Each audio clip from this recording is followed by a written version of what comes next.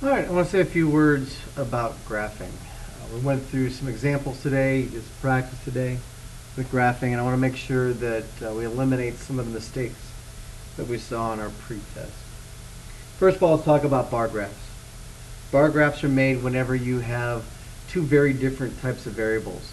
You've got discrete categories, typically indicated by having words for one of your data set parts, and numbers, in this case balloons for the other one. Whenever you have a data set that's a mixture of words and numbers like this, discrete categories or discrete classifications, and a continuous scale on the other one, then what you're dealing with is a situation where you're going to make a bar graph. Most students want to make bar graphs because they're easy, but again, the fact of the matter is it's not up to you. It's what the data set tells you to make. And again, anytime you have a discrete set of categories, typically listed as words, and a continuous variable, always listed as a set of numbers, typically a measurement or a count, then you've got to make a bar graph.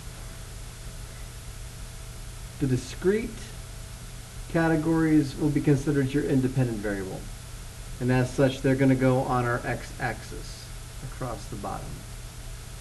Make sure each one is labeled individually. You want to put them down by name. The set of numbers, the continuous variable, those are your dependent variable, and your dependent variable goes over on the y-axis. So again, your categories, those are going to be the independent. Your numbers, your continuous variable, those are going to be the dependent. Always put the independent on the x and the dependent on the y. Make sure you scale your y-axis appropriately. We don't want graphs that are jammed down into the little corner of the grid. When you make them too small, it's hard to see the changes from one bar to the next. It's hard to squeeze all the bars in. We want to make sure that we have a graph that's spread out nice and neatly. So on our y-axis, we want to start at 0, and we want to end at the highest number. We want to make sure we scale it to accommodate the entire graph. They went up here by ones to make it fit the space that was given. This said in class, if you're confused, you don't know exactly what to use in terms of your scaling, you can always find it by taking the range divided by the number of lines. The range, as it is in any statistical analysis, is the largest number minus the smallest number. So our largest number in this data set is 25. Our smallest number in this data set is 5. 25 minus 5 is 20. We would divide it by the number of lines. 1, 2, 3, 4, 5, 6, 7, 8, 9, 10, 11, 12, 13, 14, 15, 16, 17, 18, 19, 20. 21, 22, 23, 24, 25 lines. 20 divided by 25 is 0.8. We want to round this to something that we can actually use. We don't want to round down, we always want to round it up. So we're going to round this to 1. Each line will equal 1, which is what they used here as they scaled that y-axis. You want to make sure that your bars are equally sized. They sized it for 2 blocks per bar. So make sure each bar is equally sized. We don't want to imply anything by making some bars bigger than others. We want to make sure they're all equal. And make sure they're evenly spaced and not touching. We want to make sure the bars in a bar graph do not touch each other. Again, we want them equally spaced because we don't want to artificially imply anything. We don't want anybody to think anything that's not meant to be there. We want to make sure everything's consistent. All graphs need to have a title, so make sure there's a title on it.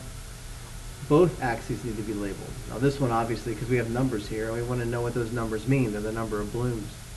But even down here, we can't assume that people know what daisies and roses and petunias are.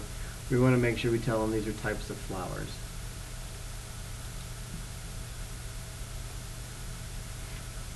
Moving on to the line graph.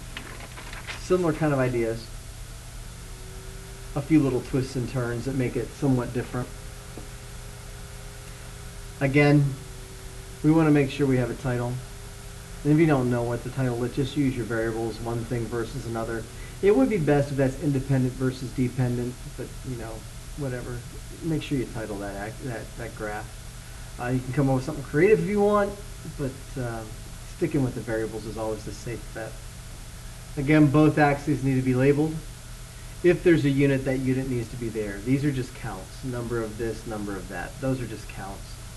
So we don't have to worry about any units here, but if there were a unit, we'd just stick it in parentheses after the labels so that people knew what we were measuring in. Again, we want to scale the axes the same way. We want to make sure we use up all the grid we have. And you would find the lines' meanings by using the same equation. Range divided by number of lines. That's all you got to do. And again, round up and it will tell you what you should make each line equal to. You don't have to number each line. You can skip some and then put a number, skip, number. But these are the ones. 1, 2, 3, 4, 5, 6, 7, 8, 9, 10. They went by ones there. They went by ones here. They don't have to have the same scale on both axes. Again, it should fit your data set and what's going to fit the graphing grid that you have. One little thing that I want to make sure everybody understands, independent variable down here, dependent variable over here. In the bar graph, it's kind of easy. The words are your independent, the numbers are your dependent. But in the line graph, it's a little bit more difficult because everything's numbers. When you look at the data tables, everything's numbers. I want you to think cause and effect. The independent variable is the cause, the dependent variable is the effect. You learn it in lower grades as manipulated responding. Manipulated is independent, responding is dependent. But we're all familiar with cause and effect relationships by now. Something that we use in our English classes. Use it here too. Something's going to cause a change in something else. The cause is the independent variable. The effect is the dependent variable. And this is most likely testing the effect of an electromagnet. And one of the things that affects the strength of an electromagnet is the number of coils of wire wrapped around the iron core.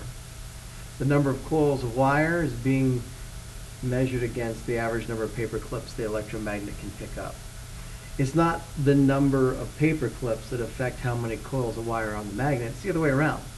The number of coils of wire on the magnet affects the number of paper clips it can pick up. Cause, effect. So make sure that you're thinking in those terms and you're identifying your independent and your dependent correctly. Also note here, this is not a jagged connect the dot kind of line. It's a line of best fit. In science class, when we talk about line graphs, we talk about lines of best fit.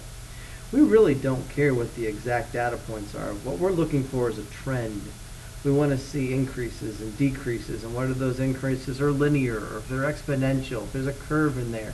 We want to see the relationship between the two variables. And knowing the exact dots and connecting the exact dots doesn't do anything to help us with that. Drawing in a line of best fit, however, does. We want to see the general trend, and that's what the line of best fit is all about. Just draw it so it shows the pattern, it shows the progression. You know, you'll have some dots above, you'll have some dots below. Try to get roughly an equal number of dots above and below. We're not going to get too over the top in terms of whether your line of best fit is correct. I mean, if you drew a flat line, that's obviously not right. So if you're showing the correct trend, I'm happy, and we'll leave it at that.